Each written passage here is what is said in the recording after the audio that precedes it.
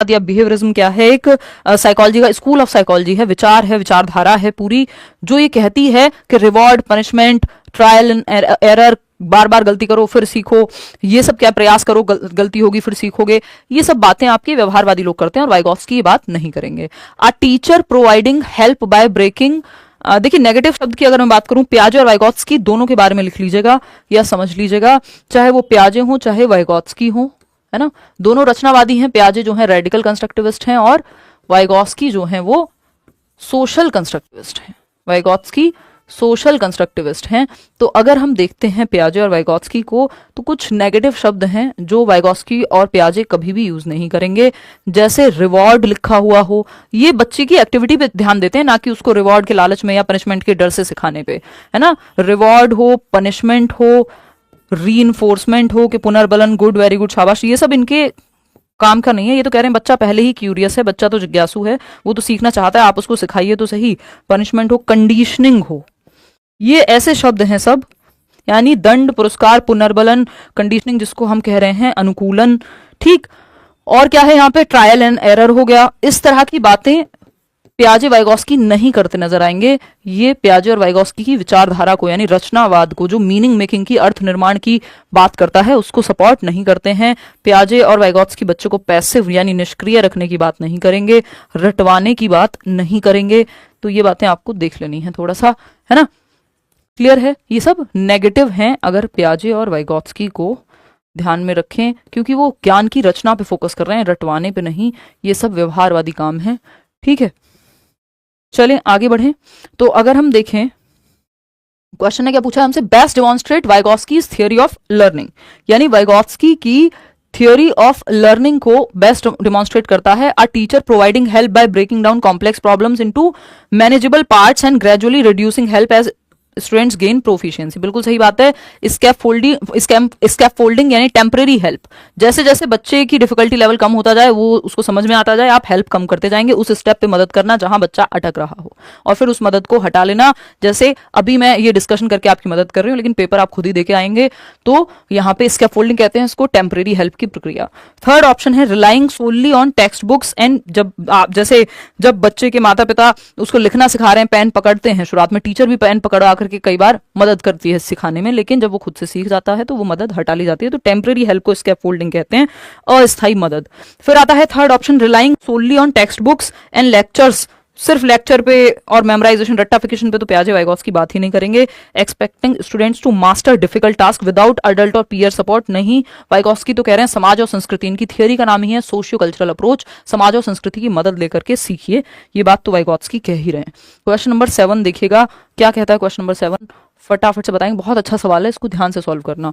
देखना, अगर हम बात करें, which of the following statements best explains the interaction between heredity and environment in child development, यानी कौन सा एक कथन है जो विकास की प्रक्रिया में आनुवंशिकता और पर्यावरण या वातावरण के बीच अंतःक्रिया को ठीक से एक्सप्लेन करता है। ईशा कराएंगे भाई, ईवीएस का भी एक आध सेशन जरूर लूंगी।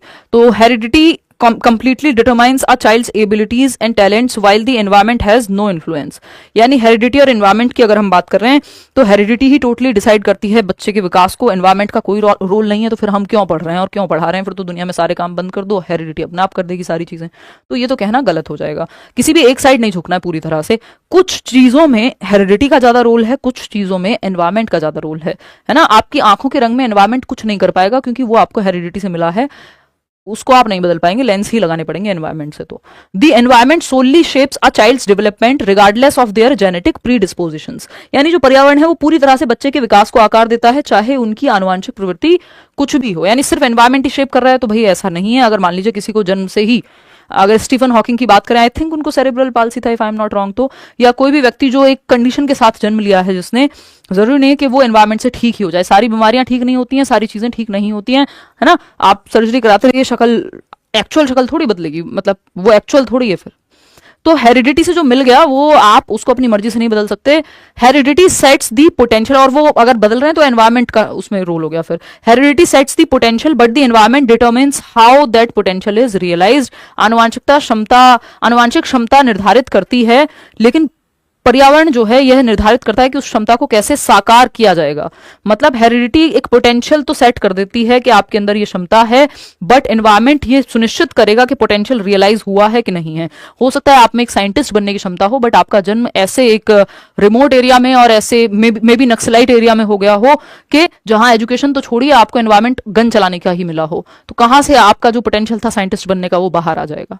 समझ रहे हो? तो हेरिडिटी पोटेंशियल तो देती है, लेकिन आपका आईक्यू बहुत हद तक हेरिडिटी से निर्धारित होता है ना, और भी सारे फैक्टर्स हैं।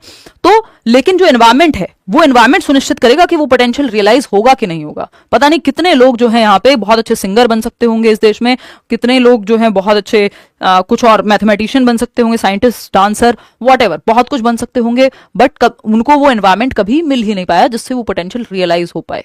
तो ये बहुत लोगों की कहानी है, क्रिकेटर बन सकते होंगे, है ना, और मुझे लगता है मैं स्पोर्ट्स में अच्छा कर सकती थी, बट उस तरह का एनवायरमेंट था नहीं। ठीक, तो ये एक बात हुई, बोथ हेरिडिटी एंड एनवायरमेंट। मतलब ऐसे तो फिर हम सबको कुछ ना कुछ लगता रहेगा, ये जस्ट एक एग्जांपल के तौर पे, मुझे कोई रिग्रेट नहीं है। फोर्थ ऑप्शन है, both heredity and environment are unrelated factors that independently influence development. यानी जो हेरिडिटी और एनवायरमेंट है दोनों ही अनरिलेटेड है, अनरिलेटेड नहीं है भाई, एक दूसरे को प्रभावित करते हैं।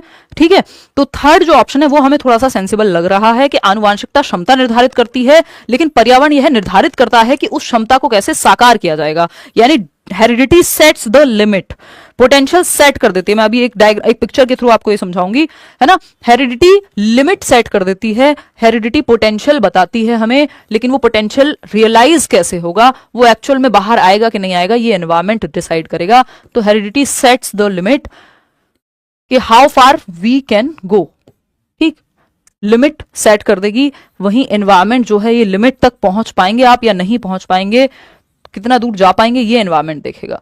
तो हेरिडिटी डिसाइड करती है कि how far we can go, यानी कितनी दूर हम जा सकते हैं। लोअर लिमिट और upper limit heredity raw material provide कर देती है आपके डेवलपमेंट के लिए। रॉ मटेरियल क्या है? आपको एक बिल्डिंग बनानी है, आपको कंक्रीट चाहिए होगा, ईंट चाहिए होगी, बदरपुर रोड़ी, वॉटेवर जो भी लगता है, सीमेंट, और इस सब का इस्तेमाल कैसे करेंगे, ये एनवायरमेंट है। रॉ मटेरियल दे दिया आपको, अब आप कैसी बिल्डिंग बनाना चाहते हैं, ये एनवायरमेंट है। तो एनवायरमेंट डिसाइड करता है how far we will go, और हेरिडिटी जो है वो निर्धारित करेगी कि संभावना कितनी है। अगर आईक्यू बिल्कुल 25 है तो आप बच्चे को साइंटिस्ट नहीं बना पाएंगे, ये हेरिडिटी ने निर्धारित कर दिया है ना। चलिए, खैर एक पिक्चर के थ्रू इसको समझेंगे तो ज्यादा बेहतर समझ में आएगा। देखिएगा, समझते हैं। ये पिक्चर है जो क्या कहना चाहती है, देखिए। ये कह रही है, यहाँ पे दो पिक्चर हैं, एक पेड़ के कॉन्टेक्स्ट में है, ट्रीज के, और दूसरी है ह्यूमंस के कॉन्टेक्स्ट में। ठीक, संदर्भ में जिसको हम कह रहे हैं कि मान लीजिए आपके इस पेड़ के अंदर जो जेनेटिक क्षमता है, जब आपने एक पौधा लगाया कि इसकी जड़ें जो है बहुत ही जमीन में जाएंगी और ये इसके अंदर फल फूल पौधा सब कुछ निकल के आएगा, इससे मतलब फल उगेंगे इस पेड़ पे, ये छाया प्रदान करेगा, ये पोटेंशियल है, जेनेटिकली मिला है, मुझे और आपको नहीं, पेड़ को मिला है। अभी उसके जेनेटिक्स की बात हो रही है, उसके डीएनए, उसकी हेरिडिटी की बात हो रही है, आनुवंशिकता से मिला है पेड़ को।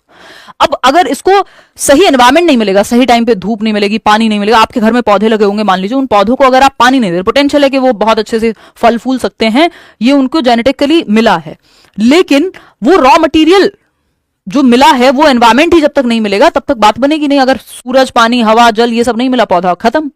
तो वही बात है यहाँ पे कि जो एनवायरमेंट है वो पोटेंशियल जो आपको मिल गया है कि आप एक 6 फीट के व्यक्ति बन सकते थे, बट न्यूट्रिशन ही नहीं मिला, माल न्यूट्रिशन हो गया, मान लीजिए कुपोषण के शिकार हो गए आप, तो वो पोटेंशियल गया पानी में। ठीक, तो हेरिडिटी और एनवायरमेंट दोनों महत्वपूर्ण हो जाते हैं। जैसे बच्चे के केस में अगर हम बात करें, ये सेब देख के मेरे दिमाग में यही आया कि न्यूटन उस दिन बैठे थे और सेब होता ही नहीं गिरने के लिए, तो कैसे होता है? तो फिर कहां से जो है वो लॉज आते हैं, ये तो मैं मजाक की बात कर रही हूँ। खैर, तो बेसिकली एनवायरमेंट जो है वो महत्वपूर्ण है। अगर एनवायरमेंट आपको मिला ही नहीं जहां आप फल फूल सकते हैं, एजुकेशन का कभी मौका ही नहीं मिला, तो कहां से आप कई सारी चीजें हैं जो नहीं कर पाएंगे। तो दोनों ही महत्वपूर्ण है। डेवलपमेंट जो है प्रोडक्ट है, यानी परिणाम है हेरिडिटी और एनवायरमेंट का। कुछ क्षेत्र में हेरिडिटी ज्यादा महत्वपूर्ण हो जाती है, कुछ एस्पेक्ट में एनवायरमेंट ज्यादा महत्वपूर्ण हो जाता है ना। ऐसा कुछ फिक्स नहीं कि 50% हेरिडिटी और 50% environment. Development is the product of heredity and environment, ऐसा वुडवर्थ साहब कहते हैं। बात सही है या नहीं है? चलिए आगे बढ़ते हैं नेक्स्ट क्वेश्चन पे। इतनी बात क्लियर है? बहुत सारे डाउट आपके हेरिडिटी और एनवायरमेंट को लेकर के क्लियर हुए होंगे। जैसे कुछ क्षेत्र में हेरिडिटी ज्यादा महत्वपूर्ण हो जाती है, जैसे आपका जो आईक्यू है, इंटेलिजेंस का स्तर है, वो बहुत हद तक हेरिडिटी से प्रभावित होता है। ऑफ कोर्स एनवायरमेंट का फिर उसमें रोल है। एक दूसरा आर्ग्यूमेंट ये भी है कि आईक्यू एवरेज ही है सबका, अगर देखा जाए 60% से ज्यादा लोगों का। और फिर अगर हम बात कर रहे हैं और आईक्यू पे भी पॉजिटिव प्रभाव पड़ते हैं, आपके सोशियो इकोनॉमिक स्टेटस कैसा है, ये सब भी रिसर्च कहती है। खैर वो एक अलग अंतहीन डिबेट है। ठीक, चलिएगा। खैर, और या आपकी आंखों का रंग, आपका बॉडी स्ट्रक्चर, आपका टेम्परामेंट, स्वभाव, ये तक हेरिडिटी ज्यादा निर्धारित करती है। और वहीं आपका न्यूट्रिशन, आपको पोषण कैसा मिलेगा, एजुकेशन, ट्रेनिंग, ये सब कैसा मिलेगा, ये एनवायरमेंट निर्धारित करता है। ठीक, और दोनों मिलकर के क्या बन जाएंगे, ये इसको आप कह लीजिए नेचर निर्धारित करता है। ठीक, चलिए फटाफट से प्रकृति वर्सेस पोषण विवाद कहते हैं इसको, कि कुछ लोग कहते हैं नेचर इंपॉर्टेंट है यानी हेरिडिटी, जिसको बदला नहीं जा सकता, जो फिक्स्ड है, स्टैटिक है, और कुछ लोग कहते हैं एनवायरमेंट यानी वातावरण महत्वपूर्ण है, जो डायनेमिक है, परिवर्तनशील है, चेंजेबल है, मॉडिफिएबल है। चलिए आगे बढ़ते हैं नेक्स्ट क्वेश्चन पे। क्वेश्चन नंबर 8 क्या कहता है, which of the following principles of development is most applicable when designing teaching strategies for a mixed ability classroom. यानी अलग अलग क्षमताओं वाले बच्चे हैं क्लासरूम में, आप मेथड जब चूज कर रहे हैं या पढ़ाने की तकनीकें चूज करते समय या चुनते